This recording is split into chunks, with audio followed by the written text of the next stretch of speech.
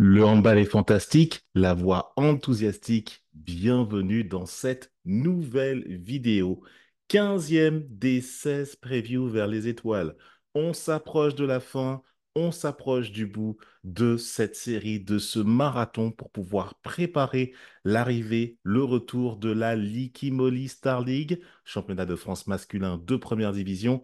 Bien entendu, si tu as manqué les épisodes précédents, je t'invite à aller retrouver directement sur la playlist dédiée à cet effet une vidéo par jour concernant une équipe de Star League. On rentre dans les détails et là, on commence à atteindre la cime des arbres, le quasi sommet de la montagne, puisqu'on va parler de l'équipe vice-championne de France. Il s'agit du HBC Nantes. On va revenir dans cette vidéo sur plusieurs séquences, notamment par rapport à ce qui s'est passé dans la rubrique que j'appelle le Yago, c'est-à-dire on va revoir la dynamique récente du FC Nantes et on va être obligé de prendre en compte le dernier match que le FC Nantes a disputé pour pouvoir ouvrir la saison 2024-2025 contre le Paris Saint-Germain lors du Trophée des Champions, puisqu'à l'heure où je te tourne cette vidéo, ben, c'est au lendemain de ce match et on va parler un petit peu de ce match qui a opposé donc le champion en titre, le Paris Saint-Germain, au vice-champion et vainqueur de la Coupe de France contre ce même Paris Saint-Germain l'année dernière. C'était une belle victoire du FC Nantes, du HBC Nantes. Oh là là là là. Des formations, parce que là, au moment où je te fais cette vidéo, je rentre d'une animation de speaking de football où il y avait justement les féminines du FC Nantes dedans. Donc, ça fait un petit méli-mélo dans ma tête, mais on va quand même s'en sortir. Donc, le Yago, tu connais. On va revenir aussi également sur l'effectif avec le set de platine. Quels joueurs sont partis, quels joueurs sont arrivés. On va rentrer dans l'analyse de ce que veut faire le HBC Nantes. Tu vois, je recommence encore. Le HBC Nantes dans cette saison, quels sont les objectifs? On va se poser cette question dans la rubrique le Money Time. Puis, on va étudier le profil d'un expert de défi, le joueur qui va apporter une plus-value essentielle à l'effectif de Grégory Cogent. Et enfin, on va finir, conclure avec le pronostic, le futur qui te sera annoncé à la fin de cette vidéo. Mais d'abord, on va rentrer tout de suite dans les détails. Je vais partager mon écran. Tu sais comment je fonctionne maintenant désormais. Tu sais que c'est en mode nous-mêmes, bois patate, comme on dit chez moi aux Antilles. C'est-à-dire que j'ai préparé une petite présentation que tu vois apparaître à l'écran, que je vais agrandir pour que tu puisses la voir avec la meilleure définition possible. Nous y voici. Le HBC Nantes, fondé en 1953, t'est présenté aujourd'hui et nous allons rentrer dans cette preview vers les étoiles, vers celle qui est quasiment au sommet. Je dis bien quasiment parce qu'il y a encore une équipe devant. Dans la rubrique Iago, on revient sur le passé du HBC Nantes et pour ce faire, j'ai préparé tout mon historique, mais d'abord, il faut que tu saches que le bilan de Nantes l'année dernière, deuxième, 54 points, 26 victoires, 2 nuls, 2 défaites en 30 matchs. C'est un record pour le HBC Nantes qui a battu son record de nombre de points dans la Liquimoli Star League. 1045 buts marqués, une attaque de feu et 855 buts encaissés. C'est la meilleure défense de Dicky Molly Star League l'année dernière. La plus grosse victoire de Nantes, c'était à Dijon lors de la 12e journée. On était au mois de décembre et en allant se balader à Dijon, 41-22, victoire de 19 buts en Bourgogne contre l'équipe qui, on le saura plus tard, sera reléguée en Pro League. Et la plus lourde défaite de Nantes, eh ben, lourde entre guillemets, mais c'est la défaite avec le plus d'écart de but, eh ben, on va revenir sur ce match contre le PAUC qui a été un des matchs de l'année. S'il y avait 3 ou 4 matchs à ressortir dans la saison 2023-2024, eh ben, c'est ce match à la Halle XXL, défaite contre toute attente lors de la 14e journée du championnat. 41-37 contre l'équipe de Philippe Gardin à l'époque. C'était une sensation qu'on avait vécue à ce moment-là, d'autant plus que Montpellier et le Paris Saint-Germain, à ce moment de la saison, étaient complètement dans la course avec Nantes pour le titre. On ne savait pas encore à ce moment-là comment ça allait se terminer. Et donc, on va préciser un petit peu plus l'historique de la saison, parce que c'est important de mentionner, comme je te le disais, que Nantes est juste la meilleure, fait sa meilleure saison, en fait, en équipe All Star League, et que, en fait, c'est la quatrième fois que Nantes se classe deuxième du championnat. Nantes n'a jamais été champion. Mais pour la quatrième fois, l'année dernière, ils se sont classés deuxième. Et il reste, là au moment où je te parle, sachant qu'on est au lendemain de la victoire au Trophée des Champions. Il reste sur 3 victoires de suite contre le Paris Saint-Germain. Il y a eu la Coupe de France l'année dernière et aussi un match de championnat, le match retour du championnat qui a eu lieu justement à la LXXL de Nantes. Et aussi, une chose qu'il faut que tu saches pour que tu comprennes le calibre de ce que représente Nantes dans le handball français, Nantes a toujours été européen, que ce soit Champions League ou European League, depuis 2012. Nous sommes en 2024. Depuis 2012, tous les ans, Nantes fait la Coupe d'Europe. C'est tarif. Si tu vas jouer à Nantes, il faut que tu puisses encaisser la charge de 2 matchs par semaine. Alors, la charge est moins importante en European League qu'en Champions League, mais l'année comme cette année-là, 2024-25, où Nantes va jouer la Ligue des Champions, il faut encaisser et donc il faut recruter en conséquence. Autrement, ça va être délicat de faire mieux à chaque fois et de progresser à chaque fois. Revenons sur la saison dans le détail, en fait, enfin dans le détail, quoique on va aller relativement vite, tu vas comprendre qu'en championnat, ça commence la première journée, en fait, ça démarre avec une victoire à Saint-Raphaël de +5, 39-34, c'est le tour de chauffe. En fait, cette première victoire est le début d'une série de 3 victoires en début de saison l'année dernière, puisqu'après Saint-Raph +5, contre Cesson, +10, et à Toulouse, +10. Ok, on se dit que Nantes, ça déroule, c'est tranquille. Sauf qu'à la 4e journée, se présente Limoges à la H Arena, et là, 34 partout, et surtout que tu prends 17-13 à la mi-temps. Aïe, ça commence un petit peu à coincer, à se gripper, parce que dans ce match-là, tu prends la foudre de Limoges avec un Ihor Turchenko à 11 buts. Inarrêtable ce jour-là. Il signe l'une des plus grosses performances de la saison. Il est accompagné au scoring par Dragan Gajic, aujourd'hui retraité du côté de Limoges, qui avait scoré 8 buts à ce moment-là. Quant à Nantes, dans ce même match, Emeric Mine avait marqué 6 fois, Baptiste Damatrin, Julien Boss et Théo Menard avaient marqué 5 buts. Bon, voilà, on se dit, bon, match nul, c'est le début de saison, rien n'est perdu. Sauf que tu te déplaces à Paris, à Coubertin, et tu perds de 3 buts, 35-32. Et dans ce match-là, en fait, simple, tu prends conscience que, OK, on a perdu 2 points contre Paris, on va peut-être le regretter à la fin, et quand tu regardes comment ça se termine, eh ben oui, tu peux peut-être le regretter, cette défaite à Coubertin, ce match que tu aurais dû sans doute mieux négocier. Et ben parce qu'après, tu te dis, bon ben, ok, il faut cavaler en fait. Il faut cavaler. Et ben c'est simple. 8 victoires d'affilée après cette défaite à Paris. Tu mets un +8 contre Ivry, +5 à Chambéry, +5 contre Dunkerque avec un remarquable 41-36, +8 contre Chartres, +5 à Nîmes, +14 contre Saran qui se présente et prend une volée, +19 contre Dijon, 41-22, donc la grosse victoire dont je te parlais au mois de décembre, +14 à Créteil, 38-24, c'est n'importe quoi.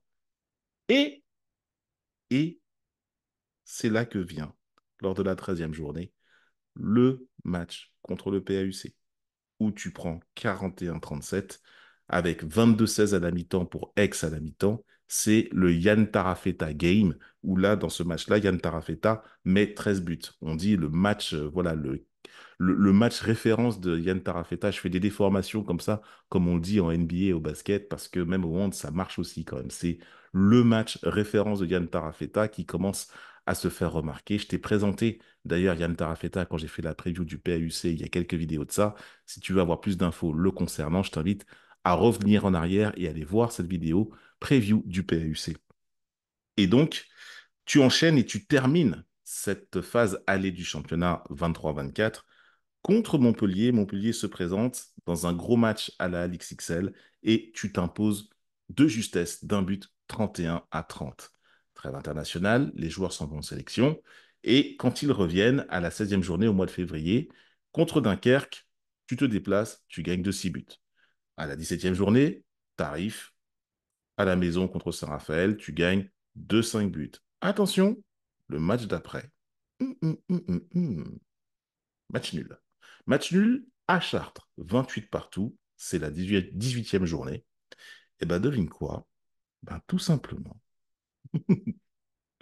Après, c'est l'enfer. C'est l'enfer. Sur les 12 dernières rencontres de la saison, 12 victoires. Tout simplement. 12 victoires en 12 matchs, série en cours en championnat. Série en cours. C'est-à-dire que si Nantes n'a pas perdu depuis leur défaite à la Alix XL, donc leur plus grosse défaite lors du mois de décembre 2023 contre Aix. Aix est la dernière équipe qui a battu Nantes et en plus c'était à domicile à l'époque. Donc, si on calcule bien, c'était la 13e journée. Nantes est sur une série de 17 matchs sans défaite. 17 matchs sans défaite en Liquid Moly Star League, c'est tout simplement démentiel. Nantes est incontestablement l'équipe du moment, l'épouvantail. Même si le Paris Saint-Germain, c'est fort, mais quand on a vu le match de Trophée des Champions d'hier, on est obligé de reconnaître que Nantes, c'est le Mapipi, comme on dit en Martinique. Ça veut dire que c'est l'équipe qui compte, l'équipe dominante du moment. N'en déplaise aux supporters du Paris Saint-Germain. Pourquoi? Parce que dans ces 12 victoires qui ont suivi après ce match nul à Chartres, on a un plus 13 contre Dijon, plus 10 à Cesson, plus 10 contre Toulouse. La revanche contre le PAUC ou justement à Aix, à la halle du pays, à l'aréna du Pays d'Aix, tu mets un plus 6. Et lors de la 23e journée, je fais un petit focus sur cette rencontre contre le Paris Saint-Germain, qui est donc la première des trois victoires que tu mènes là devant Paris, puisque là, c'est cette première victoire en championnat qui précède la victoire en Coupe de France après à la fin de l'année, eh ben, tu t'imposes 32-30 dans ce match-là, bien qu'il y ait eu 16 partout à la mi-temps. Le match était à la Alix XL et Emeric Min avait scoré 6 buts à ce moment-là, Valero Rivera 5 buts, Jorge Maqueda avait mis 5 buts. La marque était assez bien répartie du côté de Nantes, alors que du côté parisien, c'est Elohim Prandi qui a fini meilleur marqueur de la rencontre. Il avait mis 11 buts lui aussi, signant une des plus grosses performances de la saison en un seul match pour un joueur. Et on a juste après 6 buts pour Kamil Chibzak et 5 buts pour Kent Robin Tonessen. Et donc, le Paris Saint-Germain s'incline, Nantes continue sa série. Parce qu'après, une fois que le Paris Saint-Germain est passé, il y a Créteil qui arrive, plus 7. À Saran, déplacement, plus 6. À Limoges, plus 5. Contre Chambéry, plus 8. À Ivry, plus 5. Et tu termines ton championnat contre Nîmes, alors que tu penses que tu as encore une chance de pouvoir dépasser le Paris Saint-Germain dans cette dernière journée. Mais il aurait fallu que le Paris Saint-Germain s'incline contre le PAUC lors du dernier match. Je viendrai, ça fait plusieurs séries que je te parle de ce match entre le PAUC et le Paris Saint-Germain. J'y reviendrai là sous l'angle du Paris Saint-Germain lors de la dernière vidéo. Là, je t'ai déjà parlé de ce match sous l'angle du PAUC. Je t'invite à consulter cette vidéo-là. Et là, pour le coup, quand tu regardes Nantes, tu te dis, bon, tu te fais pas trop d'illusions, c'est un match pour le titre. Tu joues contre Nîmes, tu dois faire le travail. Mais en face, le PAUC qui est en chasse-patate au milieu du classement, calé au milieu de classement, est-ce qu'ils auront les moyens d'aller embêter Paris? Et pourtant, j'étais au match, ils ont pris les moyens d'embêter Paris. C'était pas gagné du tout, ce match-là. C'était vraiment pas gagné. Paris a dû aller chercher dans ses ressources pour remporter cette rencontre et s'assurer le titre de champion de France. Mais Nantes, on comprend que Nantes, même si Paris termine devant avec un point d'avance, Nantes est incontestablement plus fort, vraiment au-dessus de Paris, parce que forcément, la défaite du début de saison a compté et surtout la défaite de Aix, on se rend compte de l'impact de cette défaite contre Aix, contre le PAUC, qui aura été vraiment le poil à gratter et l'arbitre pour le titre, puisqu'en venant s'imposer 41-37 à la LXXL, eh ben c'est peut-être là que Nantes a perdu son championnat par rapport au Paris Saint-Germain. On va en parler un petit peu plus tard quand on va parler des pronostics pour évoquer ce qu'il faut faire pour que Nantes puisse garder un niveau supérieur. Aussi, j'aimerais faire une petite parenthèse, pas trop longue, sur la saison de Nantes en European League. Comme je te disais, l'European League, il y a moins de matchs à jouer. La formule de l'European League fait que tu peux avoir, surtout que Nantes était qualifié directement, tu as une phase préliminaire de 6 matchs, tu as un deuxième tour de 6 matchs, un tour principal, et après, comme Nantes a fini premier de ce groupe-là, il y avait juste les quarts de finale direct. Donc là, typiquement, ça donne qu'en European League, tu t'es battu contre des équipes comme Flensburg, contre Flensburg que tu as... Non, même pas. Qu'est-ce que je raconte? Flensburg, c'est l'équipe qui a gagné l'European League contre le Füchse Berlin. En fait, je veux dire, en poule, tu as joué le Gornik Zabrze, tu as gagné, enfin, tu as gagné, mais tu as perdu contre le Rhein-Neckar Leuven aussi dans cette compétition-là. Tu as dû jouer à Hanovre, tu as dû jouer en tour principal contre Benfica, contre Kristianstad. Enfin bref, tu a fait le travail pour te retrouver en quart de finale, sauf qu'en quart de finale, tu es tombé sur un os parce que le Fuchs Berlin, qui s'était déjà disposé de Chambéry dans les tours précédents, eh ben, le Fuchs Berlin de Matthias Gitzel t'a mis, en fait, voilà, tu as bon espoir de faire quelque chose, puisque à l'aller, là-bas, à Berlin, tu fais 33 partout, mais au retour, tu te fais démonter la figure 37-30 par le Fuchs Berlin, et on se rend compte que c'est plus fort, et tu n'accéderas pas au Final Four de l'European League, malheureusement. Mais c'est pas bien grave, même si ça aurait fait un beau cadeau pour les supporters que de se balader, que de sortir pour aller faire le Final Four. C'est toujours un événement, que ce soit l'European League ou que ce soit la Ligue des Champions. Le Final Four, c'est le must-see, c'est the place to be, c'est là où il faut se passer quand tu es fan de handball et que tu as le plus haut niveau du handball de club européen qui se présente. Donc Nantes, pour conclure avec ce chapitre Yago, Nantes a fait une saison absolument magnifique et s'en tire avec la Coupe de France. Victoire en finale contre le Paris Saint-Germain. Ils avaient battu Toulouse en demi-finale. Et je ne te cache pas que là, pour cette saison, attention, le pronostic arrive. Mais avant ça, ça y est, j'ai fini, je peux poser mon cahier et on va dérouler la suite de cette vidéo et regarder les effectifs. Le set de platine, 8 départs majeurs à signaler. Victor Algrimson, le gardien, très bon gardien, qui s'en va du côté de Plotzk. Baptiste Damatrin, lui, est parti en Hongrie, du côté de Tatabánya. William Eugilm, également, qu'on n'a pas trop vu l'année dernière, lui est parti au Portugal, du côté du Sporting Lisbonne. Jorge Maqueda, le combattant, le guerrier espagnol, hispano, est parti, lui, du côté de Kielce. Et justement, Jorge Maqueda et Théo Monard aussi, le pivot, qui était à Nantes encore l'année dernière, mais ils font partie d'une opération parce que eux deux vont partir, mais il y a un joueur de Kielce que Nantes connaît très bien, qui a joué il y a quelques années à Nantes, va arriver en échange de ces deux joueurs. Il s'appelle par le prénom Nicolas, nom de famille Tourna. On va en parler un petit peu plus tard dans le set de platine pour la présentation. On a Ernest Pinorossi qui va jouer en deuxième division. Jérémy Toto, lui, s'en va en Hongrie, du côté du Pick Szeged, me semble-t-il. Et Alexandre Cavalcanti, le Portugais, a terminé son bail du côté de Nantes et lui va jouer en Allemagne du côté de Melsungen. Maintenant que ces 8 joueurs sont partis, il faut les compenser. Et voici le set de platine.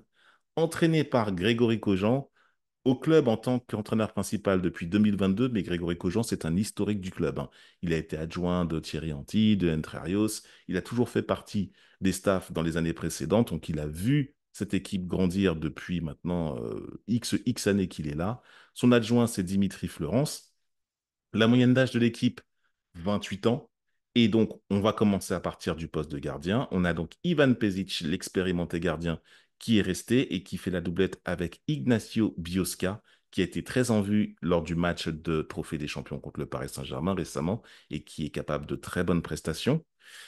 Sur la base arrière, on a donc à gauche Thibaut Briet, qu'on ne présente plus, une machine à scorer et également très bon défenseur.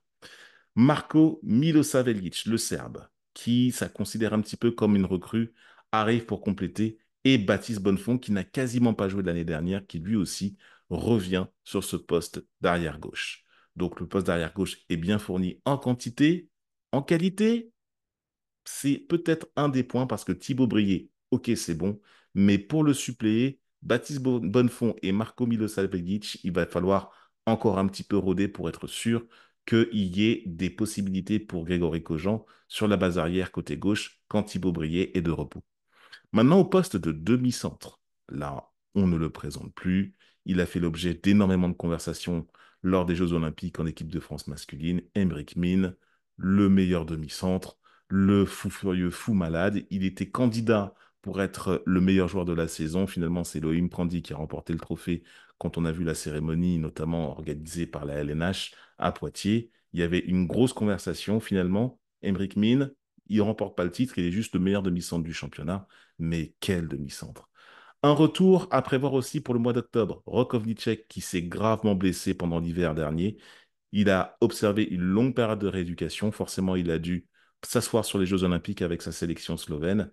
On l'attend pour le mois d'octobre pour faire justement doublette avec Aymeric Mine et faire une paire de demi-centres absolument redoutable, en sachant que pendant ce temps-là, Lucas de la Bretèche fait le travail aussi, mais c'est Aymeric Mine qui a le plus de temps de jeu à ce poste de demi-centre. Au poste d'arrière droit, Julien Boss, qu'on connaît très bien ici en Gironde du côté de Bordeaux, dédicace également à son papa et à son jeune frère aussi, qu'on connaît très bien ici dans la région. Dédicace, grande dédicace à la famille Boss, bien sûr, le papa qui est entraîneur adjoint du côté de Mérignac, pour qui je speak très bientôt. Viens voir Mérignac si tu veux me voir aussi. Du côté arrière droit, Julien Boss, je disais, Ayoub Abdi.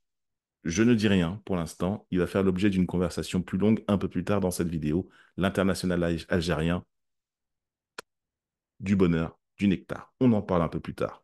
La base avant, à l'aile gauche, le vieux grognard capitaine qui va avoir 40 ans en 2025, Valero Rivera, tireur de penalty, capitaine courage, énorme joueur Valero Rivera, inoxydable.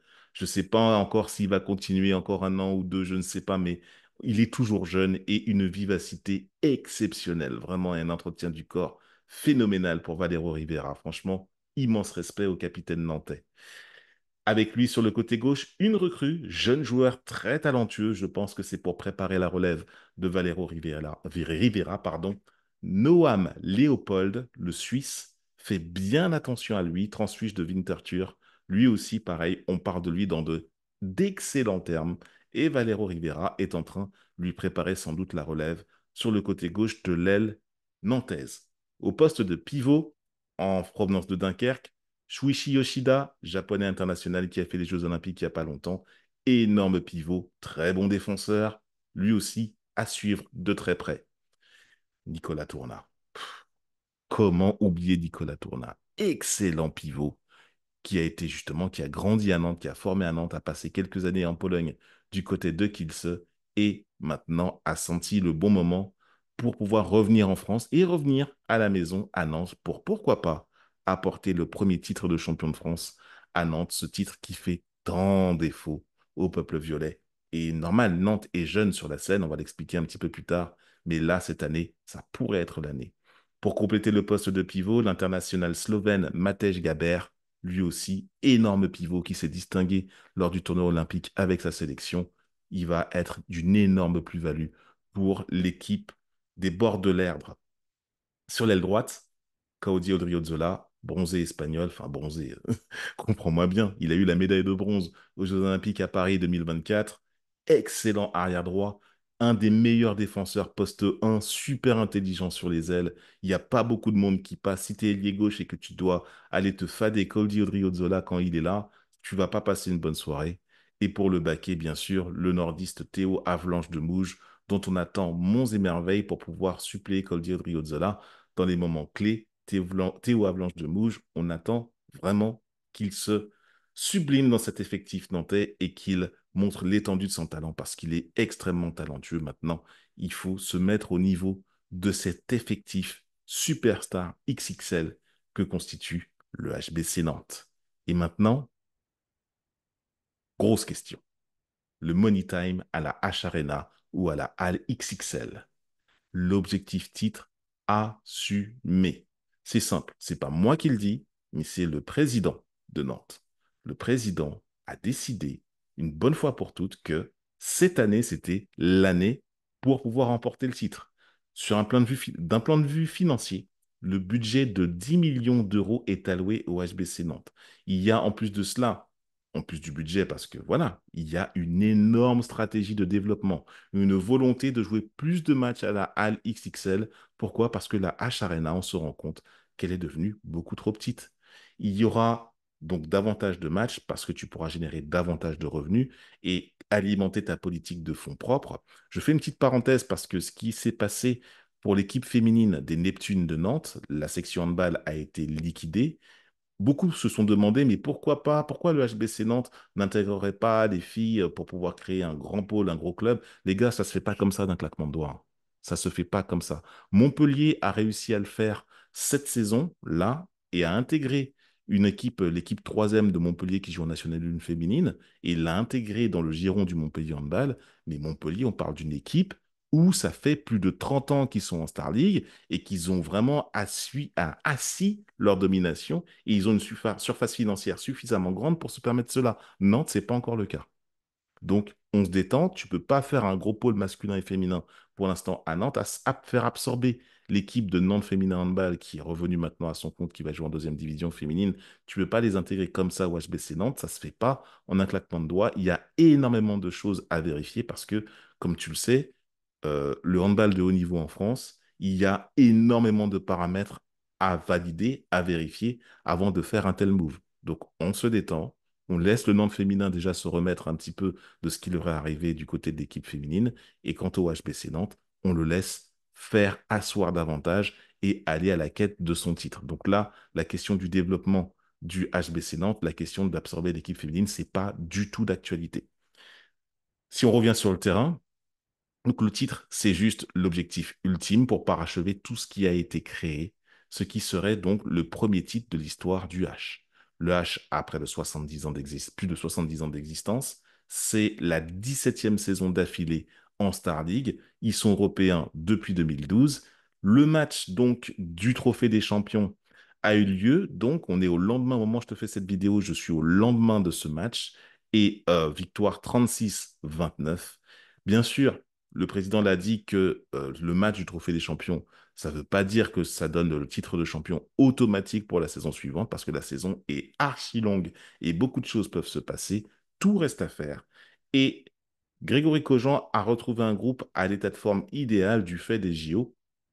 C'est-à-dire que même si tout le monde n'a pas eu la même préparation, tout le monde n'a pas eu la même expérience, lui, il récupère les internationaux qui ont fait les Jeux Olympiques dans un certain état, ils réussissent à les recalibrer et à les intégrer dans la rotation. Il y a rien de moins que 18 matchs à jouer, toutes compétitions confondues, avant la trêve internationale de novembre. Désolé pour la petite faute de frappe, ainsi que la petite faute d'accord, de faute d'orthographe, là, le ER à la place du E, là, qui me fait mal aux yeux maintenant que je le vois. Et il reste 28 matchs avant les fêtes de fin d'année. Le Nantes, le HBC Nantes, commence a commencé depuis son match de Trophée des Champions une séquence de 28 matchs jusqu'au fait au mois de décembre. Accroche-toi, tout peut arriver, la cadence est infernale, mais à mon sens, l'effectif est dimensionné et prêt à supporter cette énorme charge parce que pour être champion de France, eh ben, il faut passer par là. Et aussi, pour pouvoir se positionner en tant que candidat au Final Four en Ligue des Champions, il faut se dimensionner. D'où le budget qui a été augmenté 10 millions d'euros.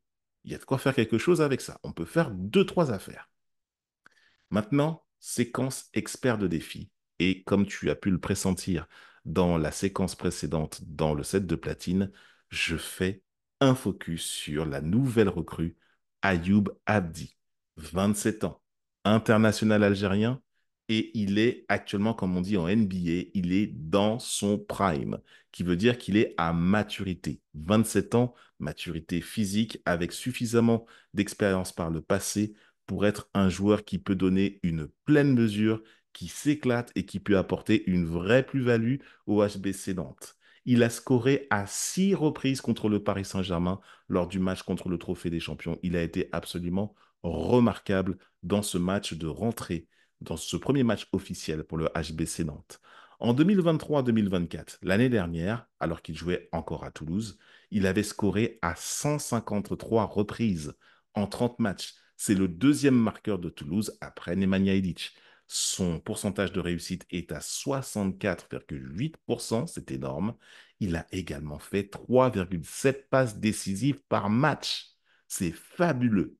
Il est d'une vraie plus-value dans le système de Grégory Kogent. C'est important justement qu'il s'y intègre. Il va rigoler toute l'année si toutefois la santé, bien sûr, l'accompagne et le préserve. Il est également en défense capable de 0,7 interceptions, donc il est complet. Il sait lire défensivement ce qui se passe, et en plus de ça, il score beaucoup et il ne tire même pas les 7 mètres. Bon, à Nantes, il y a Valero Rivera qui s'en occupe, et même à Toulouse, il s'en est jamais occupé. Ça n'empêche pas de scorer malgré tout. Il a donc un brin quand même de déchets, avec notamment 1,1 ballon perdu par match. À force de faire des passes, tu peux des fois avoir des pertes, Mais la chose que je peux te dire, c'est que il en a moins perdu l'année dernière, alors qu'il en perdait beaucoup plus les années précédentes. En fait, tout simplement parce que bon, bah, il a amélioré son QI en bas, sa lecture du jeu, et également, quand tu es arrière et que tu es passeur, tu prends des risques, ça va de soi. Et donc, la question qu'on peut se poser, c'est est-ce qu'il est le chaînon manquant pour l'obtention du titre, là où son prédécesseur au poste, Jorge Maqueda, en fait, qu'il remplace, commençait à vieillir un petit peu. Pour info, Jorge Maqueda a pris sa retraite internationale avec la sélection espagnole. On ne le verra plus, il va se consacrer pleinement à Kielce, justement Kielce qui a des rêves de retour au Final Four, lui aussi, et donc forcément, Nantes ça va se passer, ça va forcément se passer contre des équipes comme Kielce qui ont des objectifs très élevés, eux aussi. Nantes aussi s'affiche comme une équipe favorite compte tenu de l'effectif. Et Ayoub Abdi, qu'on ne connaît pas encore à ce niveau, moi je vais cliquer et regarder mon expert de défi, Ayoub Abdi. J'ai énormément confiance en lui. Il a commencé à me donner quelques petites choses lors du Trophée des Champions. Et là, dans les matchs suivants, attends-toi à voir Ayoub Abdi monter en puissance et remplir toutes les cases. Remplir la petite chose qui manquait au HBC Nantes avec d'autres choses, hein, comme j'aurais pu parler de Matej Gabert au poste de pivot, tu vois, ou même Noam Léopold aussi, le jeune à l'aile gauche. Mais moi, je m'autorise à rentrer dans le détail avec Ayoub Abdi. Je t'invite à surveiller son comportement et tu verras que si Nantes est champion de France, je suis sûr qu'Ayoub Abdi sera pour quelque chose. Voilà, c'est mon expert de défi, c'est mon opinion, tu en penses ce que tu veux, je peux me tromper là encore, mais au vu de ce que je t'ai présenté, au vu des arguments, je pense que ça vaut le coup d'écouter. Maintenant, voici le futur. Bah écoute, c'est très simple. Là, tu vois, j'ai simplifié la slide au maximum. C'est pour les précédentes équipes, je te disais, voilà, ils vont gagner contre un tel, fois deux, là, machin, ceci. Non, là, c'est simple. Nantes, c'est ça, en 30 matchs, 28 victoires, un nul et une défaite. C'est tout. Un nul au singulier, je t'ai mis un S, vas-y, c'est bon, j'en ai marre. J'arrive à la fin, j'ai de plus en plus de fautes. 28 victoires, un nul et une défaite. La seule défaite, je l'envisage contre le Paris Saint-Germain. Je pense que la série va s'arrêter au bout d'un moment contre le Paris Saint-Germain et le match nul, ben, je vois bien Toulouse. Voilà, je vois bien Toulouse venir arracher quelque chose. Je t'invite à voir la preview que j'ai faite de Toulouse. Et forcément, ben, c'est l'équipe qui est dimensionnée pour pouvoir un petit peu embêter Nantes. Et si Toulouse également veut penser, rêver, faire quelque chose en haut du classement, eh ben, en fait, forcément, il faut faire un résultat contre une équipe qui est top devant, top 2 ou top 3. Et j'ai mis Toulouse en capacité de venir faire un match nul, soit à la... Pardon, j'en tousse soit du côté du Palais des Sports à Toulouse, ou soit à la H Arena. Je ne sais pas si, où est-ce qu'ils vont jouer ce match, à la H Arena ou à la LXXL, mais toujours est-il que je vois bien Toulouse sur les 4 points en jeu entre Toulouse et Nantes, Toulouse en prendre au moins un sur les 4. Pour moi, c'est pas déconnant, mais quand tu regardes le classement, c'est pas ça qui va empêcher pour l'instant Nantes, avec un 57 sur 60 points possible, d'arriver largement deuxième. Pour moi, c'est très largement devant toutes les équipes du chapeau qui suit après derrière, des équipes comme Montpellier, Toulouse, Limoges et Chambéry, c'est en dessous de Nantes. Nantes, c'est beaucoup, beaucoup, beaucoup trop fort. Beaucoup trop fort. Deuxième, alors tu vas voir comment je mets Paris après derrière lorsqu'on va faire la dernière preview. Désolé, Istres n'a pas pu rentrer dans ma slide, j'ai pas réduit assez, mais Istres est 16e avec 8 points, l'équipe qui est tout en bas. Nantes, voilà, tu commences à avoir une petite idée du classement de ce que je pense de ma prédiction par rapport à la Ligue Immobilier Star League. Il ne reste plus que la preview du Paris Saint-Germain à tourner qui va sortir demain et tu verras que simplement, ben, qui va être champion de France selon moi, qui va accompagner le champion de France en Champions League l'année prochaine, qui sera européen, qui sera relégué. Relégué, on sait déjà, hein. Tu sais que je t'ai déjà mis Créteil, et pourtant ça me fait mal au cœur pour Créteil, et Istres dans la charrette pour la fin de l'année. Maintenant, après, ce sont des prédictions, ça vaut ce que ça vaut. Tout peut se passer, mais quand toi tu viens me dire ah mais tu fais des prédictions, ah mais t'es sûr de ce que tu dis, ah mais c'est dangereux, machin. Et déjà, un, on rigole, on s'amuse, on se détend.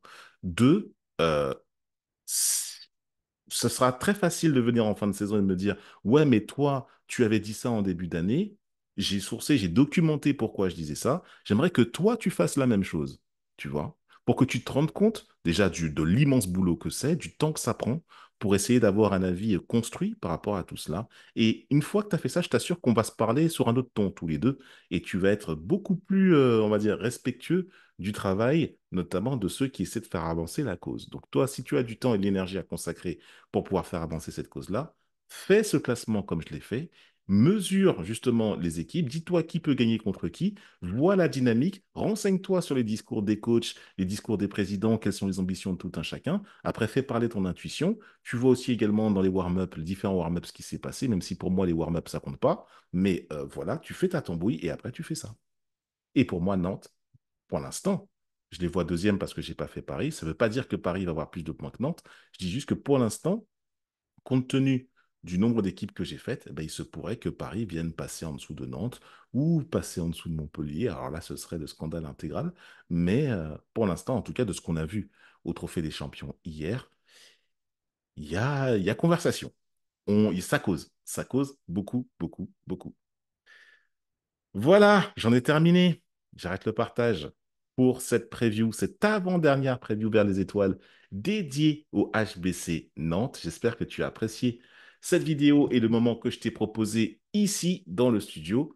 On se retrouve demain et on va clôturer cette série des 16 previews vers les étoiles, avec bien sûr, il ne manque plus qu'une seule équipe avant de rentrer dans la réalité du championnat. Bien sûr, le Paris Saint-Germain, on va en parler demain avec les séquences habituelles que tu commences à connaître. Si tu as apprécié cet épisode, le pouce en l'air. Si tu n'as pas kiffé, le pouce en bas, d'un côté comme de l'autre, ça m'arrange. Et aussi également, je t'invite à commenter si tu sens qu'il y a des choses, tu veux apporter un truc, ou bien il y aura peut-être une petite saucisse que j'ai dit qui s'est intercalée ça et là, et que tu veux que je corrige, et que tu veux corriger, comme celle que j'ai dite, notamment à Nîmes, et là je m'en veux énormément. Et là, il y a une personne qui a vu la vidéo qui m'a corrigé. Je n'avais pas l'information que c'était David De Gouy qui était maintenant l'entraîneur de Nîmes et que Yann Balmossière s'était retiré, même s'il est resté au club. Mais en tout cas, ça ne change rien par rapport aux qualités des joueurs, hein. Voilà, c'est juste que je ne parle pas exclusivement du coach tel qu'il est, mais je parle justement de la stratégie avec des joueurs qui se présentent en Star League et voir leur capacité, leur potentiel et la plus-value qu'ils peuvent ajouter dans un effectif et voir s'ils peuvent faire améliorer justement la position du club dans duquel je parle, en l'occurrence l'USAM Nîmes. Si tu es supporter de l'USAM, mes plus plates excuses. Voilà. C'est terminé pour cette vidéo. Je m'arrête là. On se retrouve demain pour parler du Paris Saint-Germain pour la dernière des 16 previews vers les étoiles. Seras-tu prêt? Moi, oui. À demain.